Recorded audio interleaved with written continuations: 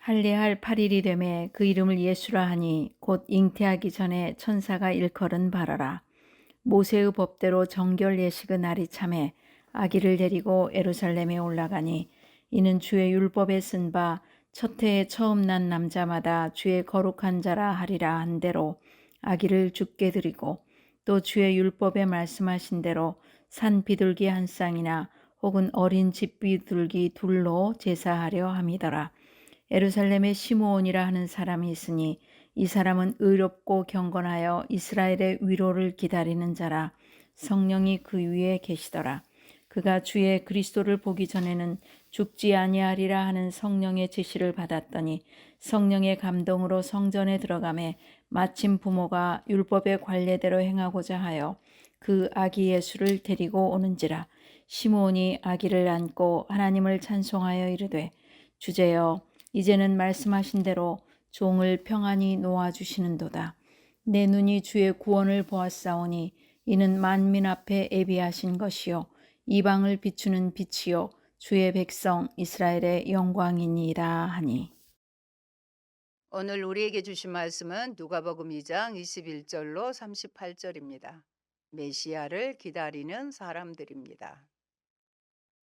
오늘 본문에는 평생을 기도하면서 주의 그리스도를 보기 전에는 죽지 아니하리라는 말씀을 믿고 기다리던 시므온이 있었습니다. 우리도 죽기 전에 다 이루고 싶은 일들이 있을 것입니다. 내 자식으로 태어나게 했으니 결혼도 시키고 손자 손녀도 낳아서 육아도 도움을 주어서 젊은 시절에 아쉬웠던 부분을 항원 육아를 통해 이루고자 하는 분들도 많습니다. 우리는 자식이 결혼했을 때 숙제 다 했다 이렇게 말합니다. 평생을 메시아를 기다려온 시므온은 감격의 찬송을 올립니다. 많은 사람은 자기 생각으로 하나님의 하시는 일을 결정하였고 그래서 정치적이고 화려한 메시아를 기대하였습니다. 그러나 낮고 천한 자를 위하여 이 땅에 오신 메시아는 고난과 핍박을 받으며 그의 사역을 이루게 되실 것이라고 시므온은 깨닫게 되었습니다.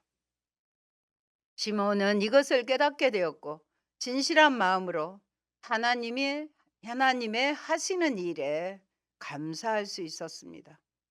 우리도 다시 오마 약속하신 예수님의 재림을 기다리고 있습니다. 마라나타, 아멘, 주 예수여 오시옵소서 하고 외치지만 주님이 막상 오셨을 때 내 모습을 부끄러움 없이 주 앞에 나설 수 있을까요? 평생을 약속을 믿고 메시아를 기다려온 시몬과 안나가 직접 주님을 만나 감격하고 찬송하는 영광을 함께 누리시길 소망합니다. 첫째, 율법의 말씀을 다 지키시는 예수님이십니다. 언약 백성의 의무를 지키셨습니다. 예수님도 율법 아래 나셨습니다. 40절까지는 율법이라는 말이 무려 5번이나 기록되어 있습니다. 그러므로 8일째 되는 날 할례를 행하셨습니다. 40일째는 레위기 12장의 규례대로 결례를 행하기 위해 성전에 오셨습니다. 22절, 24절 모세의 법대로 정결예식의 날이 차매 아기를 데리고 예루살렘에 올라가니 이는 주의 율법에 쓴 바 첫 해에 처음 난 남자마다 주의 거룩한 자라 하리라 한 대로 아기를 죽게 드리고 또 주의 율법에 말씀하신 대로 산비둘기 한 쌍이나 혹은 어린 집비둘기 둘로 제사하려 함이더라. 정결예식은요, 아들을 낳은 여인은 아기의 할례 후에 33일을 기다렸다가 정결예식을 행하였습니다. 그래서 아들을 낳으면 40일 후에, 딸을 낳으면 80일 후에 제물을 바쳤습니다. 정결예식의 날까지는 성물을 만지지도 못했고 성전에 들어갈 수도 없었습니다. 번제를 위하여 1년 된 어린 양, 속죄제를 위하여 집비둘기 새끼나 산비둘기를 제물로 제사장에게 가져갔습니다. 어린 양을 바칠 수 없는 경우는 산비둘기 2마리나 집비둘기 새끼 2마리를 가지고 가서 한 마리는 번제물로, 다른 한 마리는 속죄제물로 바쳤습니다. 마다들은 하나님에게 바치게 했고 대속을 위하여 은 5세겔을 봉헌했습니다.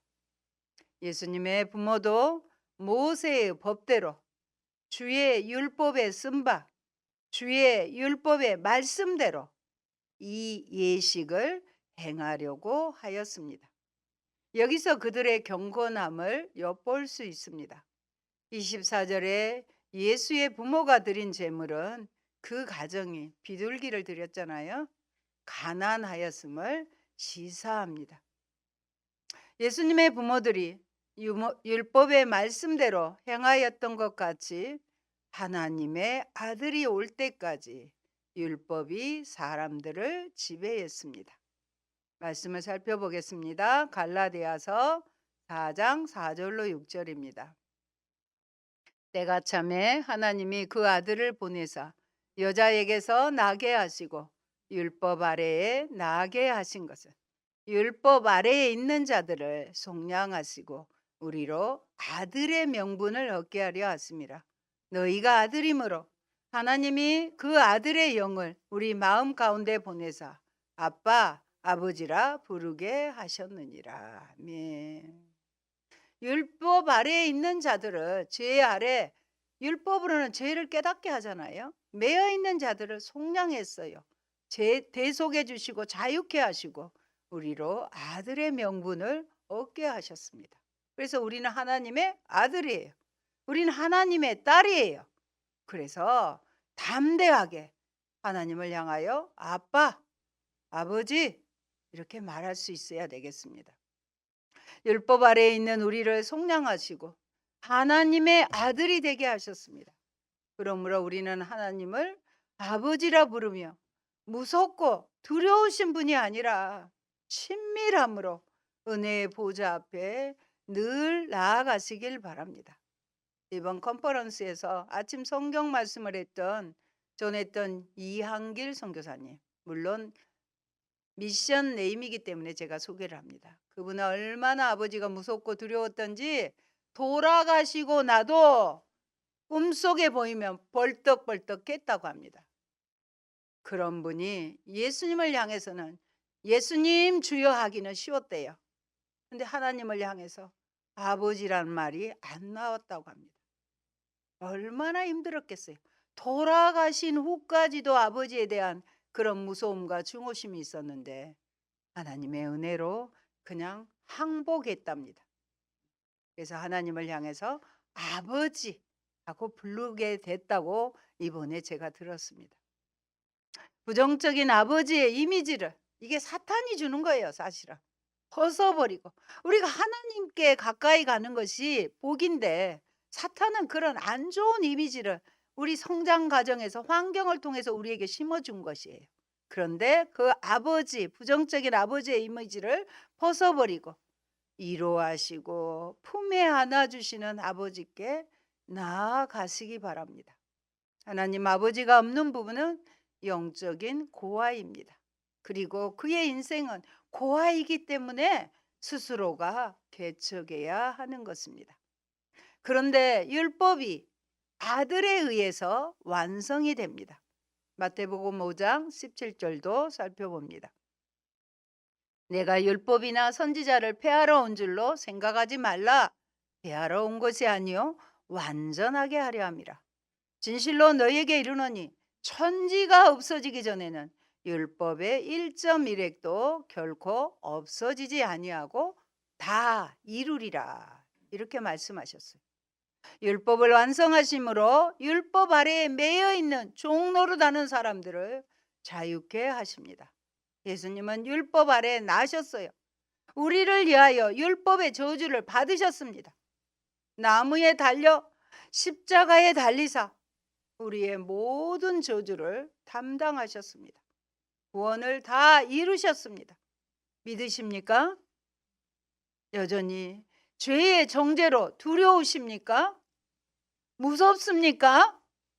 십자가를 다 이루어 주신 십자가를 바라보십시오. 그리고 저주를 담당하시고 구원을 이루신 주님을 바라보십시오. 율법의 속박에서 우리를 자유케 하셨습니다. 갈라디아서 5장 1절도 살핍니다. 그리스도께서 우리를 자유롭게 하려고 자유를 주셨으니 그러므로 굳건하게 서서 다시는 종의 멍에를 매지 말라. 다시 돌아가지 말라는 거예요. 율법의 종은 자유가 없잖아요. 우리에게 진리를 알지니 진리가 너희를 어떻게 자유케 하리라고 하셨어요. 자유를 이미 주셨어요. 과거형이에요. 그렇기 때문에 다시 돌아가서 종노릇하지 말라는 것입니다. 그리고 율법의 요구를 이룰 수 있도록 이제는 더 나아가서 율법의 요구를 이룰 수 있도록 성령으로 역사해 주십니다. 로마서 8장 3절로 4절 말씀 그게 선포합니다. 율법이 육신으로 말미암아 연약하여 할 수 없는 그것을 하나님은 하시나니 곧 죄로 말미암아 자기 아들을 죄 있는 육신의 모양으로 보내어 육신의 죄를 정하사 육신을 따르지 않고 그 영을 따라 행하는 우리에게 율법의 요구가 이루어지게 하려 하심이니라. 아멘. 율법에 우리가 지킬 수 없었던 그 율법의 요구를 성령께서 역사하심으로 이룰 수 있게 하셨습니다. 그러므로 어떻게 해야 하겠습니까? 5절로 6절에서 보면 로마서 8장이에요. 육신을 따르는 자는 육신의 일을, 영을 따르는 자는 영의 일을 생각하나니 육신의 생각은 사망이요 영의 생각은 생명과 평안이라고 했습니다. 육신의 생각은 뭐라고요? 사망이에요. 죽는 거예요. 선악과를 따먹으면 정령 죽습니다. 영의 생각은 생명과 평안이에요. 생명이에요. 죽는 게 아니고 생명이고 우리 안에 평안, 샬롬인 것입니다. 그러므로 먼저 우리의 생각을 주님께 항복해야 돼요. 복종해야 돼요. 영의 생각을 하여야 하는 것입니다. 성령을 따라서 생각하시기 바랍니다. 둘째, 메시아를 기다리는 사람 시몬입니다. 25절에 보면 예루살렘에 시몬이라 하는 사람이 있으니 이 사람은 의롭고 경건하여 이스라엘의 위로를 기다리는 자라. 성령이 그 위에 계시더라. 시몬을 소개하는 구절입니다. 시몬은 예루살렘에 사는 사람으로 한마디로 의롭고 경건한 자였습니다. 이전에 살펴본 사가랴와 엘리사벳을 수식하는 데 사용된 의로우니 다시 이 구절에 나타납니다.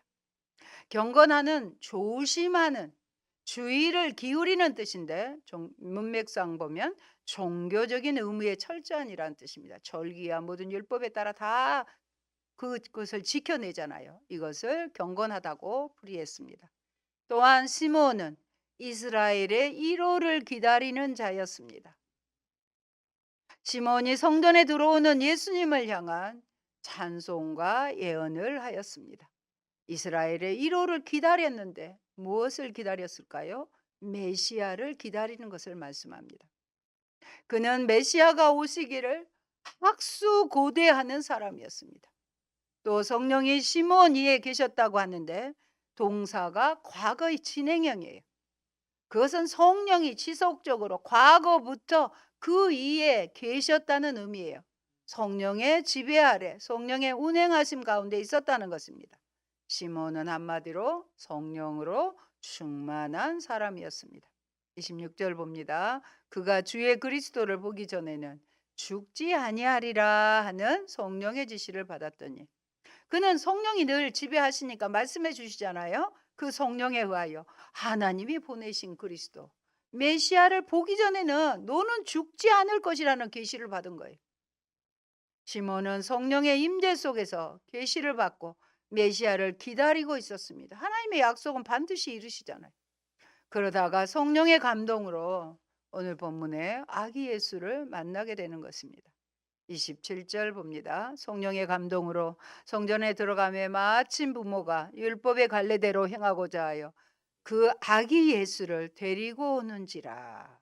그래서 25절로 27절을 딱 살펴보면 25절에는 성령의 지속적인 임재가 26절에 에서는 성령에 의한 계시를 하였고요. 27절에서는 성령의 인도와 그 계시하신 대로 그대로 인도되는 것과 연결이 되는 것입니다. 경건한 시므온에게 임하여 계시하던 성령은 지금도 말씀을 따라 행하는 신앙인과 함께 하시고 하나님의 뜻을 드러내십니다. 여러분이 기도하면서 꼭 하나님 뜻을 물어보시기 바랍니다. 네, 나의 일방적인 간구와 기도로만 끝내지 마시고 하나님은 어떻게 생각하십니까? 하나님의 뜻은 어떻습니까? 이렇게 하게 되면 하나님이 감동으로, 말씀으로, 여러 가지 환경으로 또 알려주시게 되는 것입니다. 성도와 함께 하셔서 하나님의 뜻을 깨닫게 하시고 그 뜻 안에서 인도하십니다. 예수의 부모는 율법의 관례대로 행하고자 한 경건한 자였습니다. 29절로 32절은 시므온의 찬송의 내용입니다. 같이 우리도 시므온처럼 우리가 선포하겠습니다. 주제여, 이제는 말씀하신 대로 종을 평안히 놓아주시는도다. 내 눈이 주의 구원을 보았사오니 이는 만민 앞에 예비하신 것이요 이방을 비추는 빛이요 주의 백성 이스라엘의 영광이니이다. 얼마나 감격의 찬송입니까? 여러분, 그의 찬송은 약속의 성취에 대한 감사와 주의 구원에 대한 감격을 노래합니다. 누가복음의 시므온의 찬송은 이 앞서 저희가 들었던 마리아의 찬송, 사가랴의 찬송과 상응합니다. 29절에서 하나님을 주로, 자신은 종으로 지칭합니다. 종을 놓아주다. 놓아주다라는 이 동사는 죽음에 대한 완곡한 표현. 이제는 놓아주니까 죽을 수 있다는 것으로 해석할 수 있습니다. 그는 이제 죽어도 여한이 없다는 평안한 마음으로 하나님을 찬양했습니다. 우리가 죽음 앞에서 좀 아쉬움이 있으면 좀 안타깝잖아요. 또 어떻게 할 걸, 내가 살아있을 때 더 열심히 하나님 믿을 걸 하면 안 되잖아요. 여한이 없는, 다 닳아져서 더 이상 쓸 수 없을 때까지 주님을 사랑하고 이웃을 사랑하고 하나님의 선하신 뜻을 이루어드리는 저와 여러분 되기를 소망합니다. 그는 이제 죽어도 여한이 없다는 평안한 마음으로 하나님을 찬양한 것입니다. 그 이유는 그가 그렇게 학수고대하던 주의 구원을 보았습니다. 이 구절은 모든 열방이 하나님의 구원을 보리라는 구약의 예언을 반영합니다. 31절로 32절은 메시아의 구원을 모든 민족, 즉 이방인과 이스라엘을 위하여 준비된 것으로 언급하는데 이것은 복음의 보편성을 강조합니다. 이스라엘만이 아니에요. 예수의 부모는 장차 아이를 통해 성취될 하나님의 구원의 놀라움을 표하였습니다. 34절로 또 35절은 시므온의 축복과 예언의 내용입니다. 시므온이 그들에게 축복하고 그 어머니 마리아에게 말하여 이르되 보라, 이는 이스라엘 중 많은 사람을 패하거나 흥하게 하며 비방을 받는 표적이 되기 위하여 세움을 받았고 또 칼이 네 마음을 찌르듯 하리니 이는 여러 사람의 마음의 생각을 드러내려 함이니라. 시므온은 메시아가 거치는 돌로 많은 사람을 넘어지게 하고 견고한 추춧돌로 일어서게도 할 것이라고 예언하였습니다. 그리고 비방받는 표적이 될 것이라고 예언합니다. 35절은 마리아에 대한 예언이죠. 메시아에 대한 비방과 고난으로 비록 육신의 어머니이지만 그녀가 당할 고통을 예견한 것입니다. 이스라엘 백성의 멸망과 구원이라는 주제는 사도행전 전체에서 주요 주제가 됩니다. 많은 유대인이 복음을 믿고 구원받는 것을 기록할 뿐만 아니라 한편으로는 많은 유대인이 복음을 배척하는 것을 기록하고 있습니다. 여러분, 시몬의 바람은 이스라엘의 1호를 보는 것이었는데 그 1호, 구원으로 가져올 예수님을 만나도 죽어도 여한이 없다고 고백합니다. 그는 세상이 주는 위로가 아닌 그리스도께서 주시는 위로를 얻기까지 그의 영혼은 매여 있었습니다. 그런데 놓아주신다 하잖아요. 지금. 안나나 시몬이나 모두 하나님만이 이스라엘의 소망이라고 생각했고 하나님은 반드시 약속을 이루실 것을 믿었고 그것이 그들이 사는 이유였기에 그들의 눈에 메시아 예수가 보였던 것입니다. 오늘 주의 나라와 의를 먼저 구한다면 주께서 우리 가운데 행하시는 일을 알아볼 안목을 얻을 것입니다. 셋째, 안나의 감사와 전파입니다. 36절, 37절 같이 보십니다. 또 아셀 지파 바누엘의 딸 안나라 하는 선지자가 있어 나이가 매우 많았더라. 그가 결혼한 후 7해 동안 남편과 함께 살다가 과부가 되고 84세가 되었더라. 이 사람이 성전을 떠나지 아니하고 주야로 금식하며 기도함으로 섬기더니 아멘. 그 당시에 84세는 어마어마하게 많은 나이죠. 예전에 우리 어릴 때는 60만 살아도 해갑 잔치했어요. 장수했다고. 근데 84세였어요. 그걸 기억하면서 들으시기 바랍니다.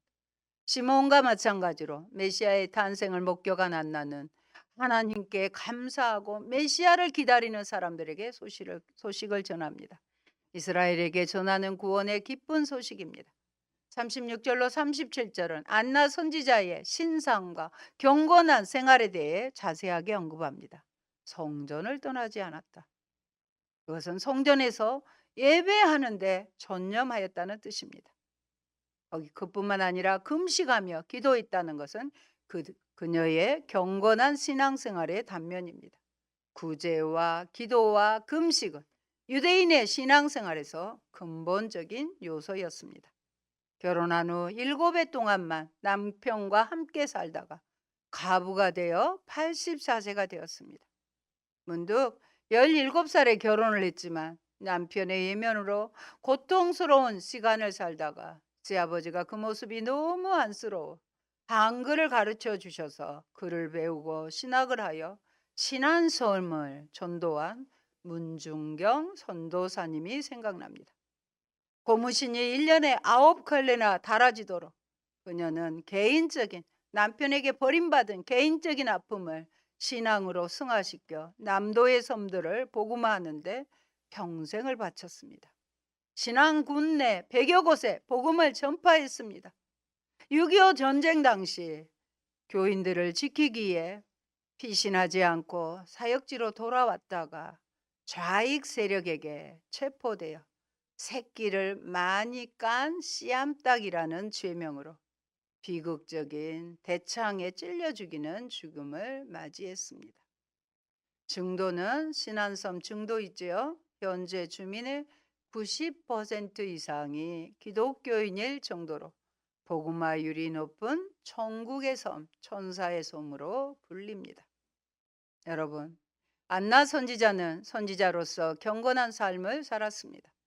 그녀는 아기 예수께 나와 하나님께 감사했습니다. 나이가 많이 들어도 여전히 우리는 하나님을 섬길 수 있었습니다. 기도는 섬김의 큰 일입니다. 예루살렘의 속량을 기다리는 자와 25절에 이스라엘의 1호를 기다리는 자는 사실은 동일한 표현입니다. 오랜 경건과 겸손의 생활을 통해서 얻은 지혜는 메시아를 맞이하는 기쁨을 누리게 하셨습니다. 안나는 메시아의 탄생 소식을 메시아를 고대하는 사람들에게 전하였습니다. 이처럼 하나님 나라에서 저마다 역할이 다릅니다. 시몬은 성령에 충만하여 성전에 나아가서 공적으로 활동했지만 안나는 84년 동안 성전에만 머물며 사적으로 금식하고 기도했습니다. 하지만 그들은 둘 다 메시아를 고대하다 만났고 그 후에 시므온은 축복과 예언으로 안나는 이 아기에 대해 선포함으로 각각 달리 반응하였습니다. 우리 역시 서로 다른 방식으로 같은 소망을 품고 또 각자가 만난 예수님을 달리 소개하고 찬양합니다. 서로의 역할과 표현 방식의 차이를 존중하고 귀 기울여 줄 때 더욱 풍성하게 주의 나라를 소개할 수 있을 것입니다. 메시아로 인한 기쁨과 고난입니다. 예수님은 유대인의 구주가 아니라 온 백성에게 기쁨이 되시는 만민의 구주이십니다. 하지만 하나님 나라와 이 세상 나라는 충돌할 것이고 그는 비방을 당할 것입니다. 그가 당한 고난에 마리아는 칼에 찔린 듯 그 마음이 고통스러울 것입니다. 십자가 앞에서 고통당하시는 모습을 보는 마리아의 마음은 어땠을까요? 하지만 예수님에 대한 태도에 따라 패하고 흥한 자가 결정될 것입니다. 영광의 주를 배웠기 전에 이 고난의 주를 영접하고 그 뒤를 따라야 합니다. 십자가를 반대하는, 즐거워하는 믿음이 없이는 영광도 없기 때문입니다. 사랑하는 성도 여러분, 우리는 하나님께서 시므온과 안나라는 충성된 사역자를 통해 구주가 이 땅에 오셨음을 공식적으로 선포한 사실에 주목해야 합니다. 죄악의 세력으로 마치 깜깜한 흑암 같았던 당시에도 하나님은 사가랴, 엘리사벳, 마리아, 안나, 시므온 같은 충성된 의인들을 남겨두시고 그들을 통해 구속 섭리를 진행하셨습니다.